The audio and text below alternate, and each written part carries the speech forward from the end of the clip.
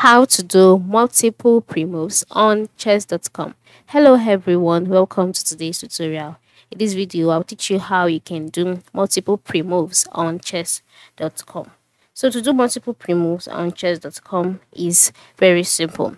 The major way to do it is by enabling your pre-moves on your chess account. And how do you enable it? After logging in into chess.com, move to the top right side where you can see some icons such as friends.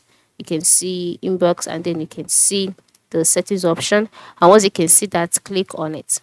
So after clicking on your settings option and you are brought to the settings page, on this page you can see profile, board and pieces, themes, live chess. So ensure you select live chess.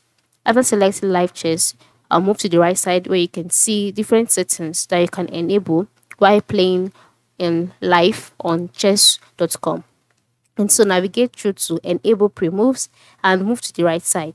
If yours is showcasing black this way, just tap on the toggle, and then once it turns green, it shows that pre-moves has been enabled. So after enabling this, the next thing for you to do is to go ahead and play your game. So during playing or while playing your game, during your opponent's turn, you can impute multiple pre-moves by clicking on the squares you want to move to in advance easily.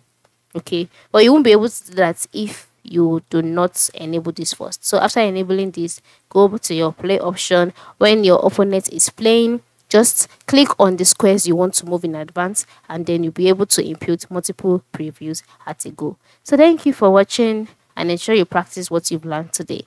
Have a good day.